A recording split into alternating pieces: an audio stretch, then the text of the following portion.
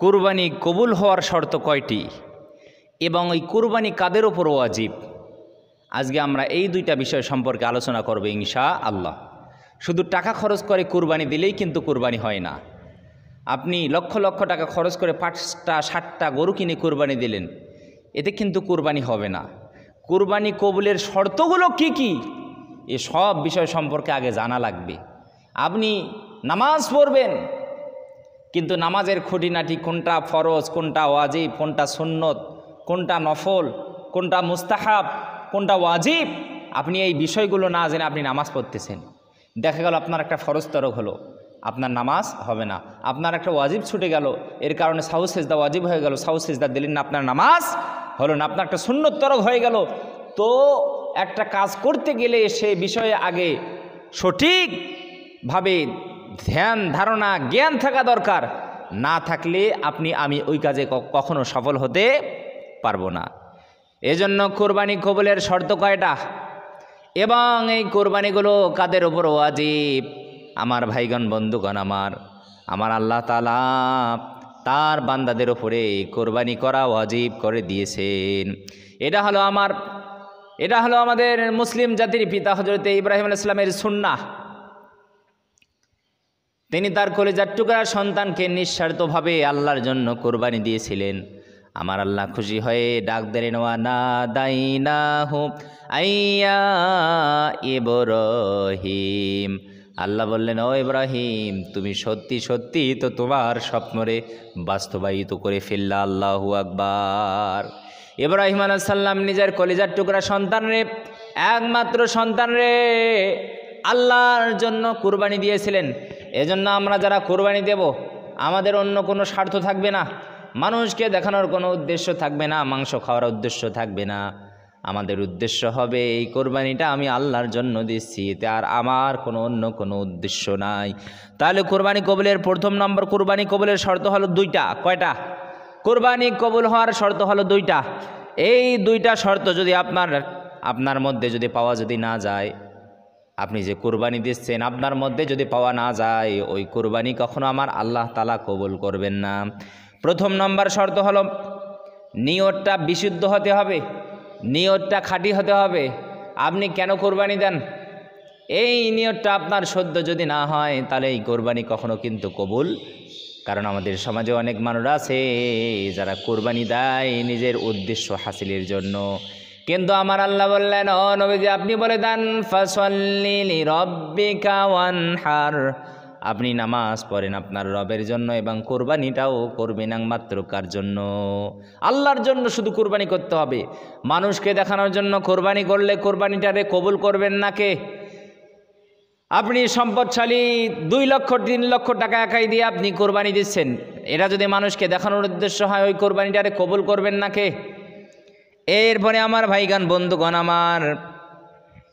আপনি যাদের সাথে কোরবানি দিবেন, এই ভাগিদাররা, তাদের কারো যদি নিয়ত যদি খাঁটি যদি না হয়, আল্লাহকে সন্তুষ্ট করার জন্য তার কোরবানিটা যদি না হয়, তাহলে এই কোরবানিটা কিন্তু কারো কিন্তু কবুল। 7 জন মিলে একটা কোরবানি দিচ্ছেন, গরু মহিষ উট, কিন্তু ওই 7 জন মানুষের মধ্যে একজন মানুষের উদ্দেশ্য খারাপ, নিয়তটা বিশুদ্ধ নয়, নিয়তটা সহি নয়। এই মানুষটার কারণে কিন্তু আরও বাকি যে 6 জন রয়েছে কারো কোরবানি কবুল। এজন্য ভাগে কোরবানি দেওয়ার আগে সাবধান। কেন সে কোরবানি দেয়? আগে তো কোরবানি দিত না, এখন কেন কোরবানি দেয়? যারা কোরবানি দেয়, একটু যাচাই বাছাই করবেন। শুধু ভাগে নিলেই হবে না, আপনার সামর্থ্য রয়েছে, কিন্তু আপনার একটা গরু কোরবানি করার আপনার সামর্থ্য নাই, একটা ছাগল কেনেন, কিন্তু আপনি যাদেরকে সাথে করে নিয়ে কুরবানি দিচ্ছেন তাদের সম্পদগুলো কোন পথে উপার্জিত, এটা একবার দেখেন। তাহলে 1 নম্বরে কুরবানি কবুলের শর্ত হলো নিয়তটা বিশুদ্ধ হতে হবে, খাঁটি হতে হবে। আমার আল্লাহ নিজেই বললেন, লা ইয়ানালাল্লাহা লুহুমুহা ওয়ালা দিমাউহা ওয়ালাকিন ইয়ানালুহুত তাকওয়া মিনকুম। আল্লাহু আকবার। আমার আল্লাহ বললেন, লা ইয়ানালাল্লাহা লুহুমুহা ওয়ালা দিমাউহা, আমার আল্লাহ কখনো নেন না, গ্রহণ করেন না। লুহুমুহা কোরবানির মাংস, ওয়ালা দিমাউহা এটার রক্ত, ওয়ালাকিন ইয়ানালুহুত তাকওয়া মিনকুম তিনি শুধু দেখেন বান্দাদের কলবগুলো কীরকম, তাদের তাকওয়া কীরকম, তারা কি কারণে কোরবানি দেয়, তাদের ভিতরে আল্লাহ ভীতি আছে না নাই। এটাই শুধু আল্লাহ তাআলা কোরবানি করার সময় বান্দাদের দিকে লক্ষ্য রাখেন। এজন্য আমরা কোরবানি দেব একমাত্র শুধু আল্লাহরে খুশি করার জন্য। দ্বিতীয় নম্বরে কোরবানি কবুল হওয়ার শর্ত হলো অর্থটা আপনার হালাল হতে হবে, টাকাটা আপনার খাঁটি টাকা হতে হবে, খাঁটি সোনা হতে হবে। আপনার টাকার মধ্যে যদি একটা টাকা ভেজাল থাকে, আল্লাহর কসম ওই কোরবানি আপনার কখনো কবুল হবে না। এজন্য টাকা যদি বিশুদ্ধ না হয়, খাঁটি যদি না হয়, ওই টাকা দিয়ে কোরবানি দিয়ে লাভ নাই। ওই কোরবানি আমার আল্লাহ তাআলা কখনো কবুল করবে না। আমাদের সমাজে অনেক মানুষ সুদখোর, কোরবানি দেয় 2টা 4টা। অনেক মানুষ ঘুষখোর, কলমের একটা ঘুতো মারলেই কোটি কোটি টাকা পাওয়া যায়। এই ঘুষখোরেরা, এই সুদখোরেরা যদি কোরবানি দেয়, আল্লাহর কসম এই সুদখোর ঘুষখোরের কোরবানি আমার আল্লাহ তাআলা কখনো গ্রহণ করেন না। কারণ তাদের টাকাগুলোই হলো অবৈধ পথে উপার্জিত সম্পদ। এই অবৈধ পথে উপার্জিত সম্পদ দিয়ে আপনি হাজারো বার কোরবানি দিলেও এই কোরবানিগুলোরে কখনো কবুল করবেন না কে? আল্লাহ তাআলা। এজন্য সাবধান, যারা কোরবানি দেবেন, আপনি যারা ভাগে নিচ্ছেন দেখবেন তার টাকাটা কেমন, হালাল না হারাম। তার টাকার মধ্যে যদি অবৈধ যদি উপার্জিত সম্পদ থাকে, আল্লাহর কসম তার সাথে তার কোরবানি তো কবুল হবেই না। আরও যত ভাগিদার থাকবে কারো কোরবানিগুলোরে কবুল করবেন না কে? এই জন্য ভাগে কোরবানি দেওয়ার আগে সাবধান, আপনার সাথে কখনো যেন হারাম পথে উপার্জনকারীর যেন কোরবানিটা না হয়। এরপরে কোন কোন মানুষগুলোর ওপরে কোরবানি ওয়াজিব? প্রথম নম্বরে হলো যাদের ওপর যাকাত ওয়াজিব, এই মানুষগুলোর ওপরে কোরবানি করা কি ওয়াজিব। আপনার যাকাতের ওপরে যেমন 1 বছর সম্পদ অতিবাহিত হতে হয়, কিন্তু কোরবানির জন্য এরকমটা নয়। 9 জিলহজ আসরের পর থেকে, 9 জিলহজ ফজরের পর থেকে 13 জিলহজ আসর পর্যন্ত আপনি এই সময়ের মধ্যে যদি আপনি যাকাত দেওয়ার মতো আপনার যদি সক্ষমতা হয়, তাহলে আপনার উপরে কোরবানিটা ওয়াজিব করে দিবেন কে? এবং বিশ্ব নবী সাল্লাল্লাহু আলাইহি ওয়াসাল্লাম বলেছেন, যারা সামর্থ্যবান তারা যেন কোরবানি করে।